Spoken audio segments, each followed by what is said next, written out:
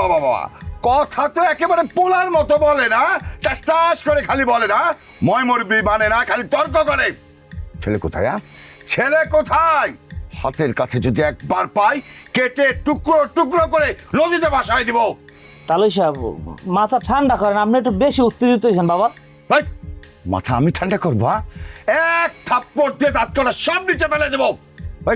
আমার ক্ষমতা সম্পর্কে জানিস? তুই? তাহলে আপনি কিন্তু আমাকে এলাকায় আইছেন, আমাকে এলাকায় আমাকে বাড়ির মধ্যে কি আপনি আমাকে এলাকায় যেরকম ব্যবহার করতে আছেন, এগুলো কিন্তু ভালো লাগতেছে। তাহলে কইলাম কথা কিভাবে বলতে হবে সেটা আমাকে শিখতে হবে, তুই আমাকে শিখাবি। তুই আমাকে ক্ষমতা সম্পর্কে জানিস, আমি তোদের কি করতে পারি সেটা জানিস? জানি তালুই সাহেব, আপনার ক্ষমতা সম্বন্ধেও জানি, আপনার সম্বন্ধে মগো যথেষ্ট ধারণা আছে। আপনি মনে করেন যে অনেক বড় শিল্পপতি ঢাকা শহরের, আপনার বাড়ি গাড়ি মেল ফ্যাক্টরি টাকা পয়সার অভাব নাই, কিন্তু মগোদারে আপনার সবচেয়ে বড় পরিচয় আপনার মারজান ভাবির বাবা। আর মারজান ভাবির বাবার সম্মান আমার কাছে আকাশ সমান। আপনি মগো মা তার তাস, কিন্তু এই পিলে মগোবার তাইয়া মোর চাচারে এই ফিলে আপনি ওই যে চাষা বুসা ছোট লোক কইতে আছেন। শোনেন তালুই সাহেব, চাষা বুসা কইয়ে আপনি যেমন সুখ পান, মোরাও কোনো সুখ পাই। মগো সুখটা কি জানেন? মোরা চাষা বুসা, এটা মগো অহংকার। ছোট লোকের বাচ্চা, তুই আমাকে জ্ঞান দিস? আমি যদি একটা কল করি, এই গ্রামে যত মানুষ আছে না, তার থেকে বেশি পুলিশ এসে এখানে জড়ো হবে। তাহলে ওই বেদ্যবি লইয়েন না, ওই পুলিশের ডর ভাই মগো দেখাইয়েন না। আগে এককালে গ্রামে পুলিশ আইতে না, কিন্তু সকাল বিকাল রাত্রির 14 ফির পুলিশ আয়। তো ওই পুলিশ দেখতে দেখতে পুলিশের ডর ভয় মগো মন্দি উঠতে গেছে। ওই ডর ভয় দেখাই আমাকে লাভ হইবে না। তাহলে কিভাবে ডর ভয় দেখাতে হয় সেটা আমি দেখাবো। আমার মেয়ের যদি কিছু হয় না, তোদের কাউকে আমি ছাড়বো না, কথাটা মনে রাখিস।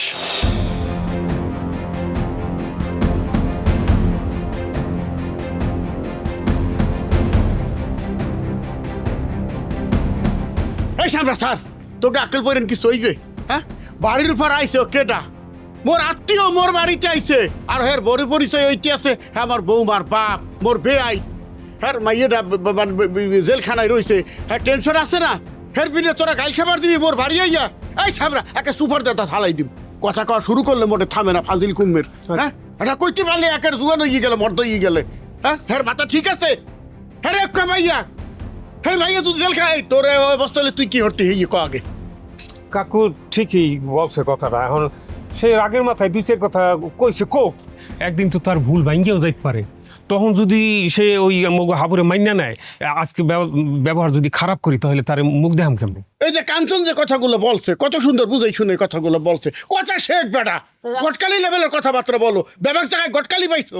তা আমি বুঝলাম না, সবাই আমার দিকে ফিরে খেসাখেসি করতেছেন, কিন্তু আমি কি আল্লাহ কোন বেদবি কইছি? কথা দিয়ে কইলো খেস দিয়া অল্লাহ করতে পারেন না। খিস দিয়া তুই কিছু কাও নাই? আমি তো নরম ভাষায় কইছি, অতি নরম ভাষায় কি খিস দিয়ে কইলাম? সব শর্ট দোষ আমার। কথা কমু না কি লইগা? আপনার অমানুষের বাচ্চা, ছোট লোকের বাচ্চা কই দেবে? এই সহ্য করবো আমরা? এটা মোরে বলছে, তোকে বলছে। হ্যাঁ হ্যাঁ, দুটা কথা বলে। বাবা আপনি আপনার বেয়ারি লই এই ধরে আর লই ঘুমান যান বাবা, আমাকে দরকার নাই। পোলাপানের মাথা গরম। খালি হাবুর শ্বশুর দেখে আমরা চুপ করে আসলাম। আপনার সম্মান তুই তো ভালো কথাই বলছো যে পুলিশে সকাল বিকাল মোগো গ্রামে আয়, পুলিশ দেখতে দেখতে ভয় ডর চলে গেছে, পুলিশ দিয়ে ভয় দেখায় না। কথাটা তুইও তো ভালো বলছো। তুই আমার আগে পক্ষ লই কথা বলতেছো কিরপিনে। যাক কাকু, এখন ওই লাভ দেখতে যাওয়ার দরকার নাই, গন্ধ ওই বাড়তে গন্ধ আয়। আপনি বাড়ির থেন যান।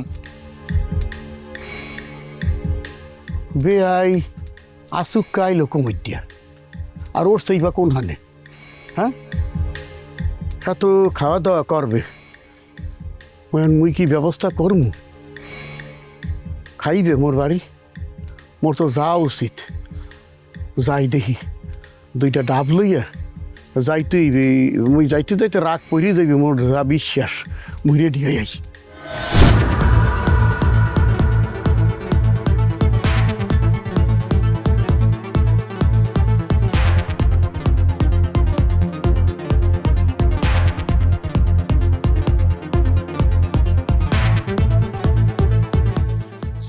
জরি,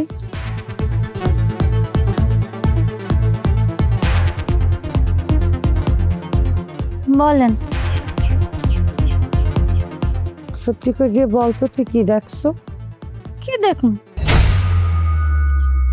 এতদিন জানতাম লাশ দিয়ে খুশবু আহে, আতরের খুশবু, তারপরে সুগন্ধি সাবানের খুশবু। আজকে দেখলাম লাশ পইছে গেলে কি বিশ্রী দুর্গন্ধ, বমি ইয়ে পড়ছে। হ্যাঁ না, আবার দেখানোর কি আছে? ছাগলের বাচ্চা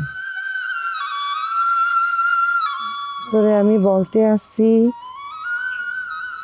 তুই সত্যি করিয়া বল, হাবুর বউ মারজান কি আম্মুর গলা চেপে মারছে, তুই নিজের চোখে দেখছো? মুই নিজের চোখে দেখছি। এই কথা কিন্তু বুঝতে হইনা কইস, বুঝছো? এখন কিন্তু আর মুখের কথায় কাম হইবে না। যদি উল্টা পুল্টা কিছু থাকে, এখনো সময় আছে, তুই স্বীকার হর। আমি তোর একটু বুঝেই বলি, ধরে শোন, তুই যদি মানে মনে করিয়ে দেখো যে না মারজান আম্মুর গলা চেপে মারে নাই, তুই তো আগে মনে কর তুই কি নিজের চোখে দেখছো? যদি ও নামাই দিয়ে থাকে আর যদি পোস্টমর্টম হয়, তাহলে কিন্তু মামলায় হারিয়ে যাবো। অযথা মায়ের লাশের উপর দিয়েও কষ্ট হইবে। তুই একটু ভাবিয়ে বল, তুই যদি বলো যে না আসলে ওই মারজান মারে নাই, তাহলে ময়না তদন্তের রিপোর্টে কি বের করে গলা চাপিয়া আবার মারে মারছে, এই লেখানোর দায়িত্ব আমার। লাগলে আমি টাকা পয়সা দিয়ে সব কিনবো, কিন্তু কিন্তু তুই একে আমারে বল, হাসি গেলে আমি মামলায় কিন্তু হাইড্রিজমও বোঝো না, তুই তুই তুই একটু মনে করি বল তো বুঝ। কি আল্লাহ, আল্লাহ আপনি আমাকে কোন বিপদে হালাইলেন? আমি কেন যে সত্য কথা বলতে গেছিলাম, এখন দেখতে পাচ্ছি সত্য কথা বললেও বিপদ, মিথ্যাটা বললেও বিপদ। ওই দিন যে আমারে কোন কি কারণে আমি আম্মার লগে বাইরে এলাম আর ওইখানে যাইয়ে পড়লাম আর নিজের চোখে এত কিছু দেখলাম, আমি বলতেই পারি না। আচ্ছা সেকেন্ড চেয়ারম্যান হনেন, টাকা দিলে কি পোস্টমর্টমের রিপোর্ট উল্টে খেলাম যায়? টাকা দিলে সব কিছু উল্টে হেলান যায়। তাহলে একটু ভাবিয়ে বল, মারজান কি হাসুইও আমার গলা চেপে মারছে, নাকি তুই ভুল রাখছ?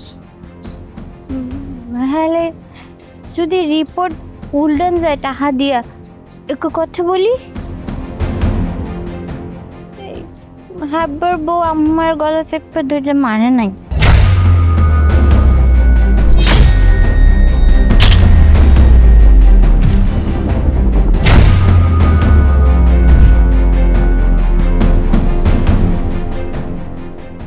হ্যালো মামা, আসসালামু আলাইকুম। ওয়ালাইকুম আসসালাম।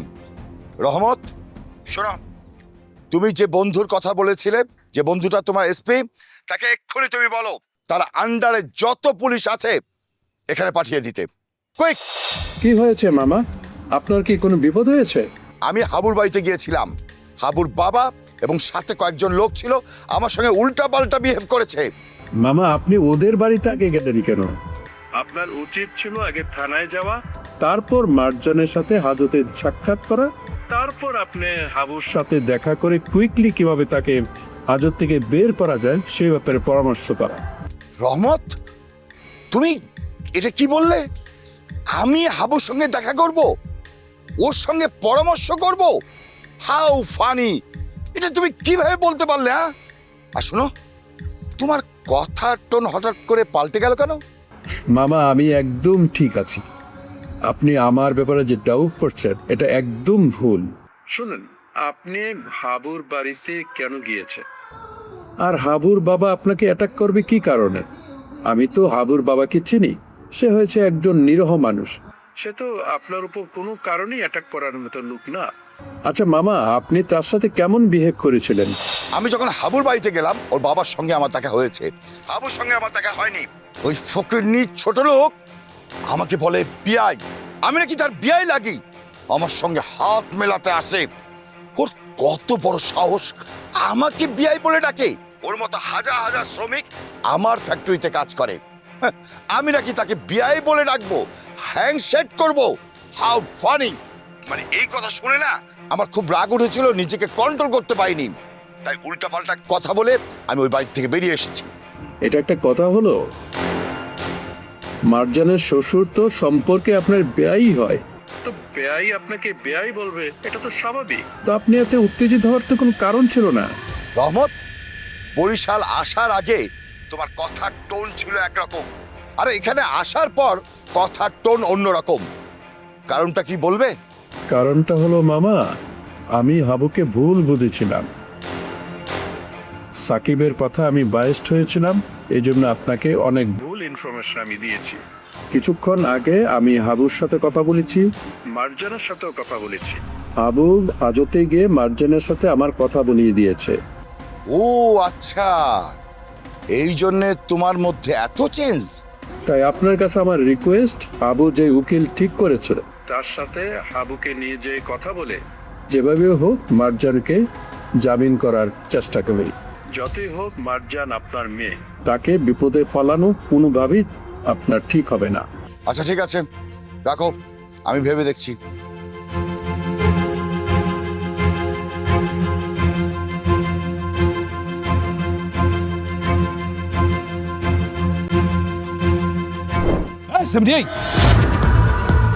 তুই কি করলি? আবার খা দে। হ্যাঁ হে বাগনি, তুই কি আসল? সাক্ষাৎ মিথ্যা কথা কয়। পৃথিবীতে এমন কোনো যন্ত্র আবিষ্কার হয় না ওর মিথ্যা কথা ধরতে পারে। সারা দুনিয়ার মধ্যে এতগুলো ঘটনা ঘটাইয়া ফেলাইলাম ওর কথার উপরে, আর এখন ওই কইতে আছে যে রিপোর্ট বদন। মোর তো মাথায় কাম করে না রে। এই সেমরি একদিন তোরও মিথ্যা কথা কইয়া জেল খাটাবে। দেখেন মামা, এত স্যার দেখাইবেন না। আপনারা সবাই মিললেও তো হ্যারে কিছু করতে পারতেছিলেন না। মুই মিথ্যা কথা বললেই বেডিরে হাজত খাড়াইতে আসি। আর এত যে আপনারা ফাল পারেন, আমি কি মার প্যাডাইতে পড়ে মিথ্যাবাদী হয়েছি? চেয়ারম্যান আম্মা আর এই যে আপা, হেরা দুজন মিলে আমার মিথ্যাবাদী বানাইছে। আপনারা সত্যবাদী, আপনারা আপনাকে মতো থাকেন, মুই মিথ্যাবাদী, মুই চলে গেলাম।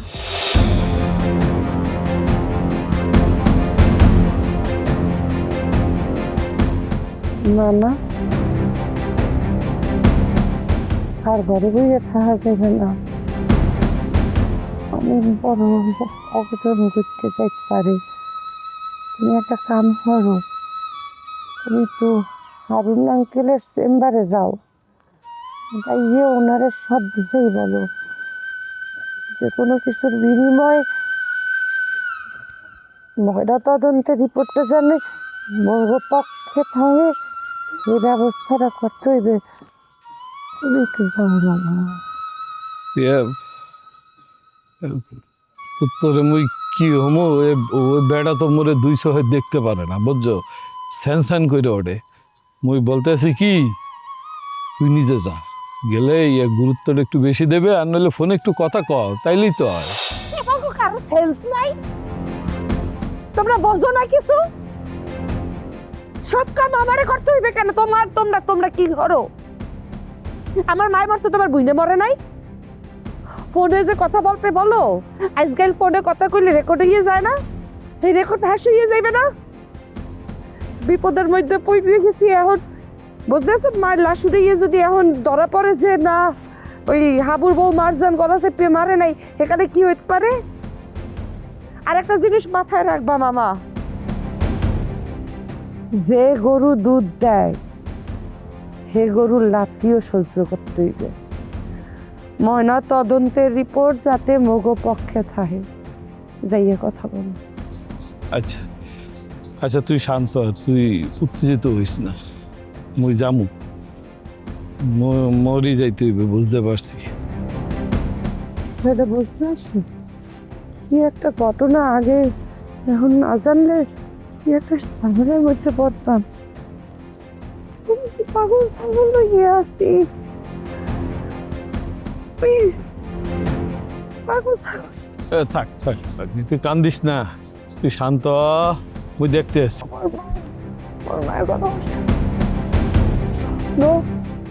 ময়না তদন্তের রিপোর্ট মগো পক্ষে জানে থাকে, এই ব্যবস্থা করো। লাগলে 10 কানি জায়গা বেচে দাও, 20 কানি বেচো, 100 কানি বেচো, বাড়ি বেচো, গাড়ি বেচো, সব বেচো, মামলায় আর যাইবে না। মুই দেখতে আসছি 10 কানি 20 কানি এত চিন্তা করতে হইবে না। মুই টাকা পয়সা যা লাগে আমি ব্যবস্থা করতেছি, তুই শান্ত। মুই এখনই যাইতে আসছি, এখনই যাইতেছি। বুঝাই বললো আমি ওই ছাগল পাগল লইয়ে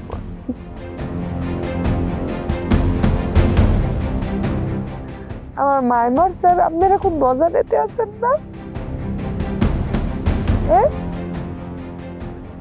জানলে কি এত মজা নিতে আসেন? এই মজা আমি বেশি বিরান্নে গো পাইতে দিব না।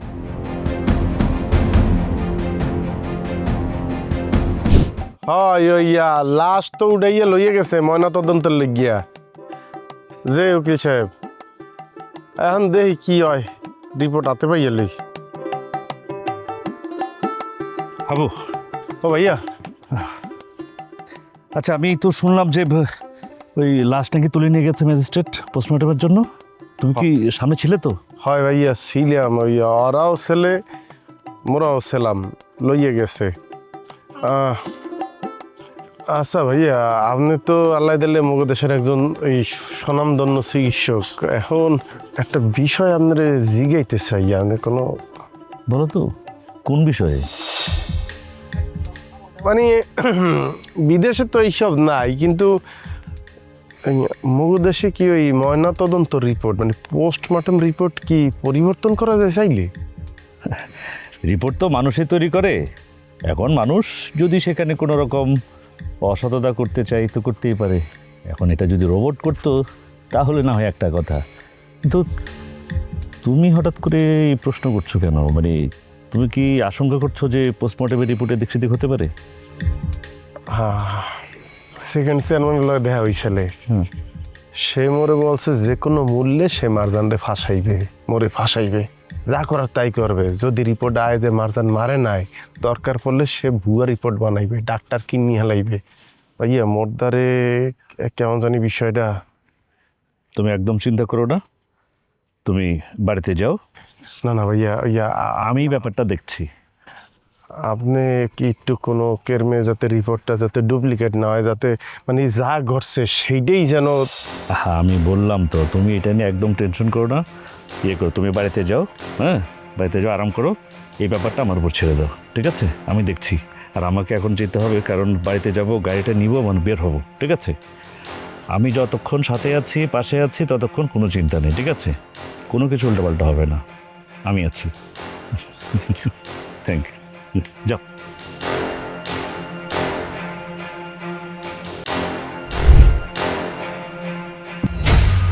কি ব্যাপার, এত রাত্রে আপনি আমার এলাকায়? একজন খুনি, দাগি, আসামি, সন্ত্রাসী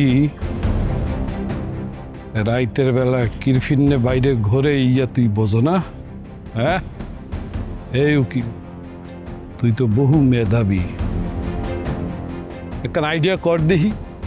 মুই রাইতের বেলা তোর টোহাই কিরফিন্নে। খবরদার, আপনি কিন্তু আমার সামনে আসবেন না, দূরে থাকেন, দূরে থাকেন। আপনি ভুলে যাবেন না, আমি কিন্তু আপনার জামিনে ছুটাই লয়েছি। আপনি কিন্তু এখন জামিনে আছেন। আমি যদি চাই আপনারা আবার আমি কাম ব্যাক করাইয়া মামলা একদম জেলে ঢুকাই দিব। এই সময় আর সুযোগ মুই তোরে দিব না।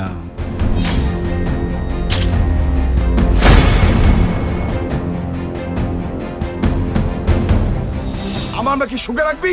এই তোর সুখে রাখা। আমার মেয়ে এখন জেলে পচে মরছে আর তুই ঘুরেছিস। আঙ্কেল প্লিজ, আপনি একটু শান্ত হন। আপনি এত রাতে এখানে? এই কোথায় থাকবো? আমার মেয়ে, আমার একমাত্র মেয়ে জেল হাজতে পচে মরছে, তার আমি কোথায় থাকবো? ওই চালার বাচ্চা। আঙ্কেল আমি আপনার অবস্থাটা বুঝতে পারছি আঙ্কেল। আসলে বাবা মার কাছে সন্তানের জন্য ভালোবাসা নিঃস্বার্থ, এটা আমি মানি আঙ্কেল। আর সেই ভালোবাসা অমানুষের বাচ্চা নষ্ট করে দেয়, জীবন ধ্বংস করে দেয়।